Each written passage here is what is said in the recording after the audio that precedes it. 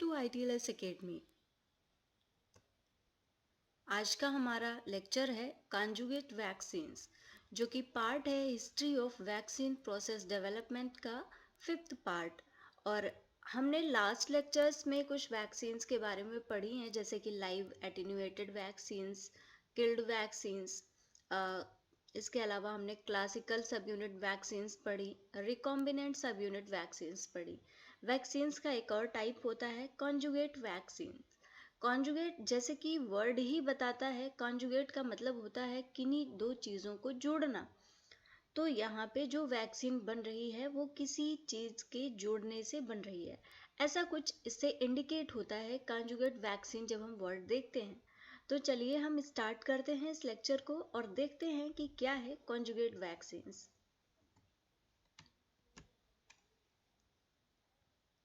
Conjugate vaccines. A conjugate vaccine is a type of subunit vaccine. ये एक type का सब यूनिट वैक्सीन ही है।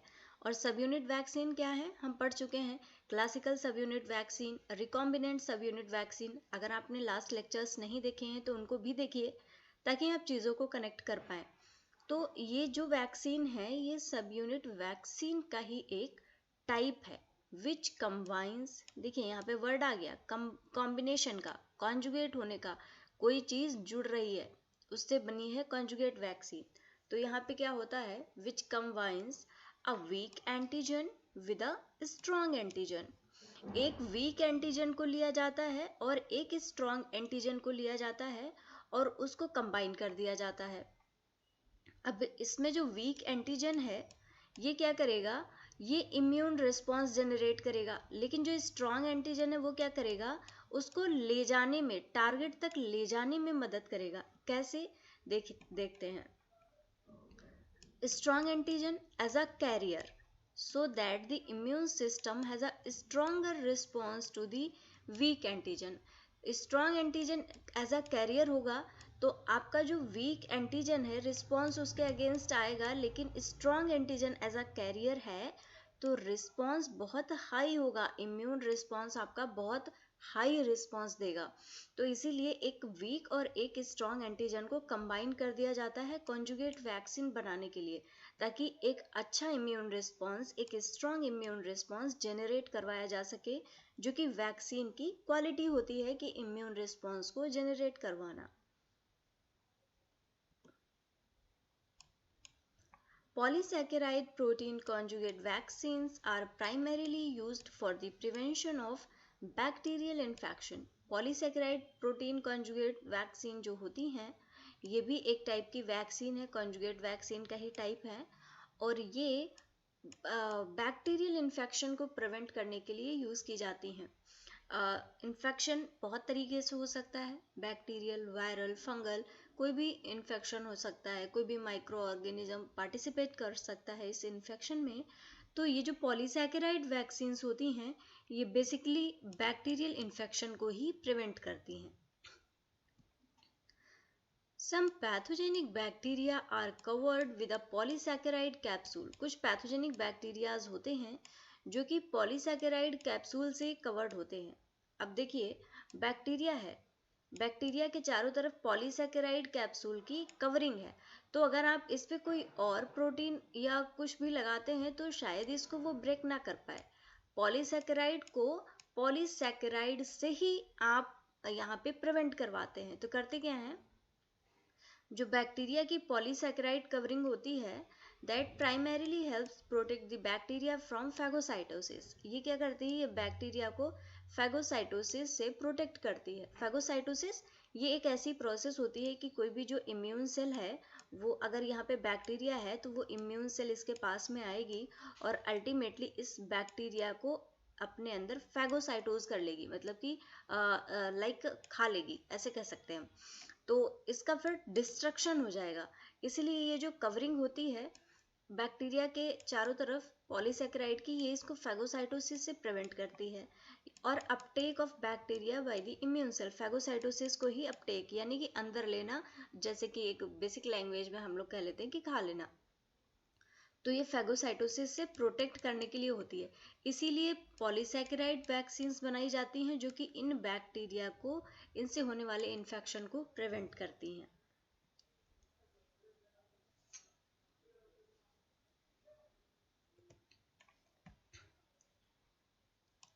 Conjugate vaccines are another interesting class of vaccine. Conjugate vaccine एक vaccine का ही एक बहुत इंटरेस्टिंग क्लास है जिसमें कि कॉम्बिनेशन होता है, दो या दो से ज़्यादा भी हो सकते हैं, and they are complex vaccine. भाई कोई एक चीज़ रहती है तो वो कॉम्प्लेक्स नहीं कह सकते उसको, लेकिन अगर एक के साथ में कई चीज़ें मिल जाए तो उसकी कॉम्प्लेक्सिटी बढ़ जाती है, वो ज़्यादा कॉम्प्लेक्स हो जाती है।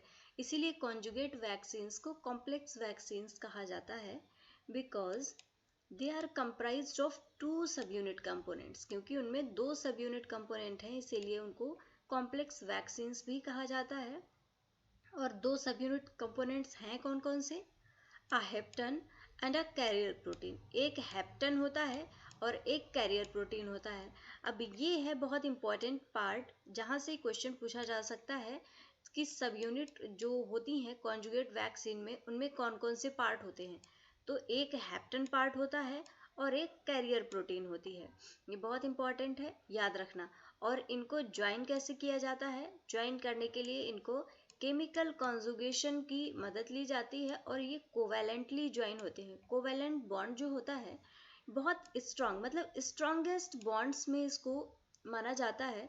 तो कोवैलेंट बाइंडिंग का मतलब है कि ये जो हेप्टन और कैरियर है ये एक दूसरे से बहुत स्ट्रांगली बाइंड होंगे और इनको कह सकते हैं कि अलग नहीं किया जा सकता है इजिली। इसीलिए कोवैलेंटली ज्वाइन कराया जाता है इसको केमिकल कॉन्जुगेशन की मदद से। तो ये क्वेश्चन वाला पार्ट है, ये पूरा एरिया क्वेश्चन वाला है, बहुत इंपॉर्टेंट है, याद रखिएगा।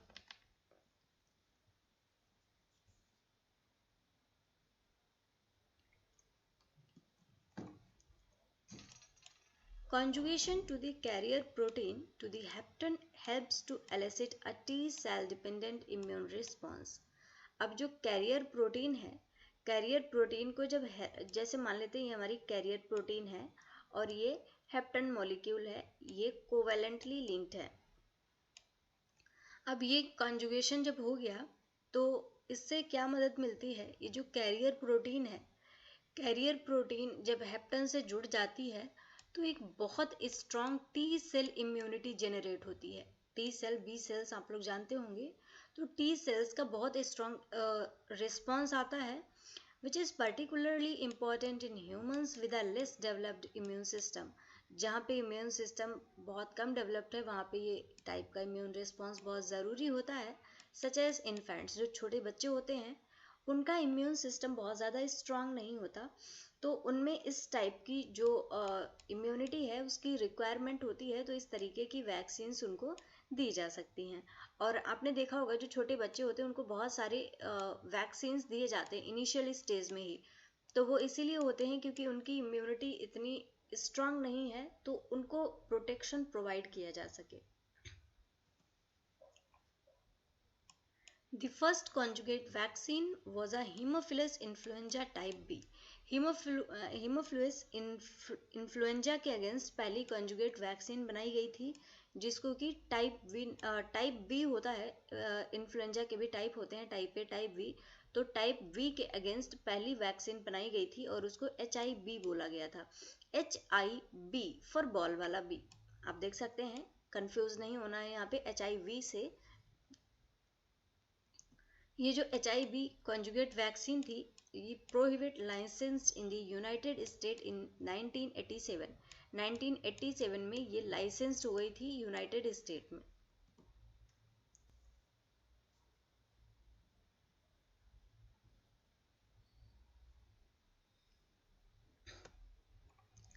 ये देखिएगा यहाँ पे कुछ मेथड्स दिए गए हैं कॉन्जुगेट वैक्सीन्स को बनाने के लिए। करंट मेथड जो कि हम लोग यूज़ करते हैं उसमें क्या करते हैं, एक बैक्टीरियल पैथोजन लिया, इससे क्या किया, पॉलीसैकेराइड का इससे प्योरिफिकेशन करवाया। पॉलीसैकेराइड एंटीजन प्योर होके आपके पास में आ गया, इसका प्योरिफिकेशन हुआ। इस पे देखिएगा लिपिड भी लगा हुआ है क्योंकि ये कनेक्टेड होते हैं, तो यहाँ पे लिपिड का भी कंजुगेशन हो गया। अब इसमें क्या किया गया, केमिकल क्लीवेज कराया गया और इस लिपिड को हटाया गया, क्योंकि लिपिड की हमें ज़रूरत नहीं है, हमें सिर्फ पॉलीसैकेराइड कंपोनेंट चाहिए। लिपिड को हटवा दिया, केमिकल क्लीवेज कराया, प्योरिफिकेशन कराया, आपके पास में प्योर पॉलीसैकेराइड एंटीजन आ गया। अब नेक्स्ट क्या किया, एक रिकॉम्बिनेंट कैरियर प्रोटीन ली, इसमें से प्योरिफिकेशन करवाया इसकी कैरियर प्रोटीन की। अगली बैक्टीरियल सेल से कोई भी लेके कैरियर प्रोटीन से प्योरिफिकेशन करवाया, आपकी कैरियर प्रोटीन आ गई। अब आपने यहाँ पे जो पॉलीसैकेराइड को प्योरीफाई किया है और जो प्योरिफिकेशन इसका किया है आपकी जो कैरियर प्रोटीन है, इन दोनों को यहाँ पे लिंक करवा दिया जाता है केमिकल लिंकेज के थ्रू। केमिकल लिंकेज के थ्रू ये पॉलीसैकेराइड और ये प्रोटीन यहाँ पे लिंक हुए। अब इनका अगेन प्योरिफिकेशन करवाया गया और ये जो वैक्सीन बन के रेडी हुई, ये है आपकी कॉन्जुगेट वैक्सीन। ये करंट मेथड है जो कि हम लोग यूज़ करते हैं कॉन्जुगेट वैक्सीन्स के फॉर्मेशन के लिए। इसके अलावा इन विवो सिंथेसिस भी की जा सकती है।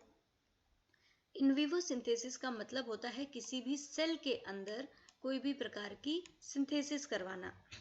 ये जो मेथड है करंट मेथड, ये हम इन विट्रो यूज़ करते हैं। इन विट्रो मतलब कि बॉडी के बाहर, सेल के बाहर, लेकिन जो इन विवो होता है, इन विवो का मतलब होता है किसी भी सेल के अंदर। तो चलिए देखते हैं इन विवो बायोसिंथेसिस कैसे की जाती है इस कॉन्जुगेट वैक्सीन की। देखिएगा यहाँ पे सबसे पहले एक कैरियर प्रोटीन ली गई है। कैरियर प्रोटीन के बाद में यहाँ पे प्योरिफिकेशन करवाया गया है पॉलीसैकेराइड का, पॉलीसैकेराइड लिया गया है। यहाँ पे कैरियर प्रोटीन भी ली गई है। कैरियर प्रोटीन बहुत सारी, देखिए यहाँ पे कैरियर प्रोटीन्स दिखाई गई हैं। तो कैरियर प्रोटीन और पॉलीसैकेराइड कंपोनेंट को इसी के अंदर बना लिया जाता है कि पॉलीसैकेराइड कंपोनेंट डाला, उसका लिपिड मॉलिक्यूल हटाया और उसको कॉन्जुगेट करा दिया कैरियर प्रोटीन से। ये जो सारी प्रोसेस हम इन विट्रो कर रहे थे, इसी को इन विवो परफॉर्म किया गया। इन विवो ये देखिए प्रोटीन बनके आपकी तैयार हो गई। फिर इसको प्योरीफाई कर लिया जाता है और सेल से बाहर इकोलाई एक स्टैंडर्ड स्ट्रेन है जिसको यूज़ करते हैं, तो इकोलाई की सेल से इसको बाहर निकाल लिया। ये आपकी कॉन्जुगेट वैक्सीन बन के रेडी हो गई है जो कि इन विवो सिंथेसाइज की गई है।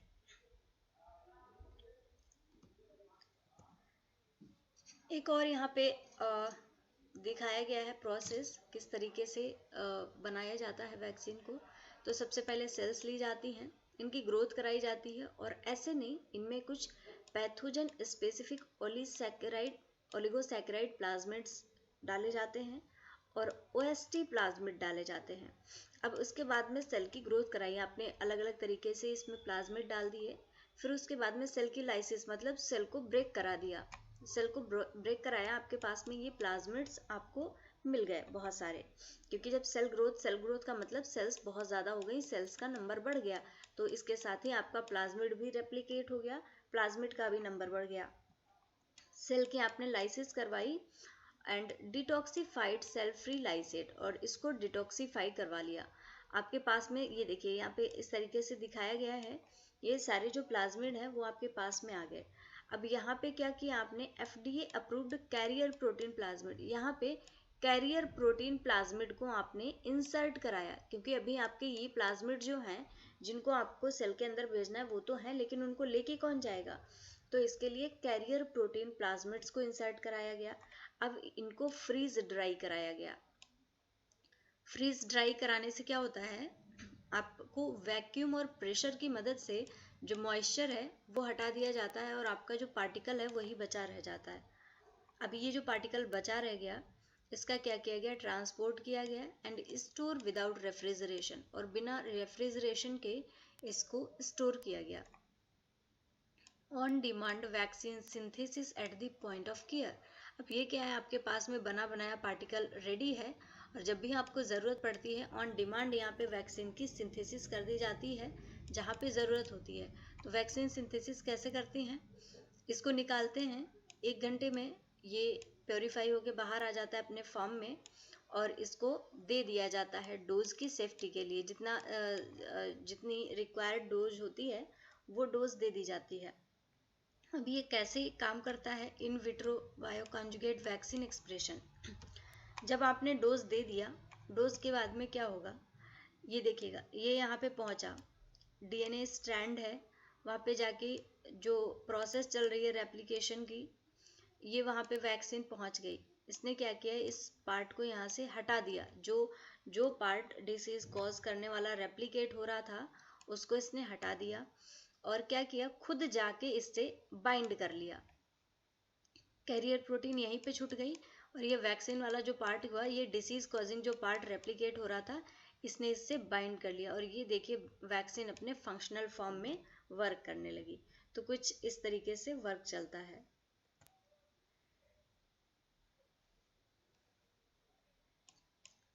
In order to facilitate conjugation, chemistry is performed on one or both of the biomolecules to prepare them suitable for the conjugation reaction. जो कंजुगेशन की प्रोसेस कराई जा रही है, इसके लिए केमिस्ट्री का यूज़ होता है, और या तो एक या दोनों ही बायोमोलिक्यूल जिनको कंजुगेट कराया जा रहा है उनको प्रिपेयर किया जाता है ताकि कंजुगेशन कर सकें, वो इजिली एक दूसरे से कंबाइन हो सकें।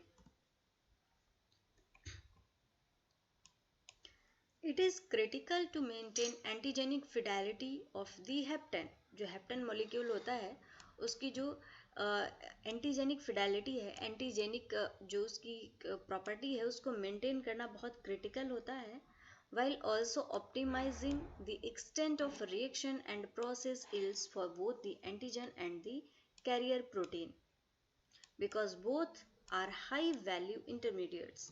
जो एक्सटेंट ऑफ रिएक्शन है, प्रोसेस ऑप्टिमाइजेशन, और जो यील्ड है, वो दोनों ही एंटीजन की, जैसे जो आपका मेन एंटीजन है हेप्टेन मॉलिक्यूल, और जो कैरियर प्रोटीन है, ये बहुत ज़रूरी होता है कि दोनों की ही यील्ड प्रॉपर हो, ताकि जो आपको वैक्सीन चाहिए है उसके अकॉर्डिंग आपको प्रॉपर अमाउंट में ये कॉन्जुगेट मिल सके। Minimizing the many side reactions including degradation of one or more of the components involved is also important. ये भी बहुत ज़रूरी है कि साइड रिएक्शंस को मिनिमाइज किया जाए, क्योंकि साइड रिएक्शंस क्या करती हैं कि ऐसा भी कर सकती हैं, बहुत से ऐसे कंपोनेंट्स होते हैं जो कि मेन रिएक्शन को करवाने के लिए इम्पॉर्टेंट हैं, उनमें कॉन्जुगेशन के लिए इम्पॉर्टेंट हैं, ये उनका डिग्रेडेशन कर सकती हैं। तो ये भी ज़रूरी होता है कि वैक्सीन के फॉर्मेशन के टाइम पे इन रिएक्शंस को, इन साइड रिएक्शंस को मिनिमाइज कर दिया जाए ताकि आपको प्रॉपर प्रोडक्ट प्राप्त हो। The bioprocess step used subsequent to conjugation, जो bioprocess step होता है conjugation के लिए यूज होता है, are similar to those of the subunit vaccine purification. सब यूनिट वैक्सीन का प्योरिफिकेशन कैसे होता है ये हम पहले ही पढ़ चुके हैं, और यहाँ पे भी बायोप्रोसेस स्टेप लगभग सेम ही होता है, where the unreacted components are removed from the conjugate. जैसे कि आपने एक वायल में बहुत सारे कंपोनेंट्स डाल दिए जो आपको बाइंड करवाने हैं, वो सारे कंपोनेंट्स यहाँ पे पड़े हुए हैं, तो अब क्या हुआ, यहाँ पे रिएक्शन होगी तो कुछ कंपोनेंट्स जो हैं कंबाइन हो जाएंगे, एक दूसरे से बाइंड हो जाएंगे, लेकिन कुछ फ्रीली पड़े रहेंगे। तो यहाँ पे क्या किया जाता है, प्योरिफिकेशन के लिए इनका प्योरिफिकेशन करा के जो अनबाउंड हैं, जो ये अलग से पार्ट पड़े हैं जो बाइंड नहीं हुए एक दूसरे को, उनको हटा दिया जाता है, और जो कॉन्जुगेट फॉर्म में है बस उन्हीं को रखा जाता है। Removal of the unreacted polysaccharide from the conjugate is one separation challenge. ये जो unreacted पॉलीसैकेराइड का रिमूवल है, ये बहुत बड़ा चैलेंज है सेपरेशन के लिए, और बहुत इम्पॉर्टेंट भी है, specially if only size based methods are employed. और अगर साइज बेस्ड मेथड्स को एम्प्लॉय किया जाता है, लगाया जाता है, तो ये सेपरेशन और भी ज़्यादा चैलेंजिंग हो जाता है। Until recently, conjugate vaccines were manufactured at a relatively modest scale owing to the small number of doses sold. अभी तक जो conjugate vaccines हैं, इनका नंबर बहुत कम है, बहुत कम मैन्युफैक्चर की जा रही हैं, और बहुत ही स्मॉल नंबर ऑफ डोजेस इनकी सेल की जा रही हैं। However, with the advent of the GAVI alliance, HIB vaccine and now pneumococcal vaccines are slated for near universal global infant immunization, thus needing large-scale production of these conjugate vaccines. जो Haemophilus influenza B की vaccine बनी, और अभी pneumococcal की भी जो pneumonia है उसके अगेंस्ट भी वैक्सीन आ चुकी है, कॉन्जुगेट वैक्सीन। तो लगभग ये पूरा यूनिवर्स में इन्फेंट इम्यूनाइजेशन के लिए बहुत ज़्यादा यूज़ की जा रही हैं। इसीलिए यहाँ पे इसके लार्ज स्केल प्रोडक्शन की भी ज़रूरत पड़ रही है कि लार्ज स्केल पे इसको प्रोड्यूस किया जाए कॉन्जुगेट वैक्सीन्स को, और इन्फेंट्स को ये कॉन्जुगेट वैक्सीन दी जाए ताकि उन्हें ज़्यादा से ज़्यादा इम्यूनिटी और ज़्यादा से ज़्यादा सिक्योरिटी मिल सके। So thank you very much everyone for watching this session. Follow करिए ITLS Academy को on Instagram, Facebook, Twitter and many other social media platforms. Subscribe करिए हमारे YouTube चैनल को. So thank you for watching. Like this video, share and subscribe to our YouTube channel. For any help and query, you can call us on our helpline number 7080833450, or you can also visit on our website www.itlsacademy.com. So thank you very much everyone. Thank you again for watching this session.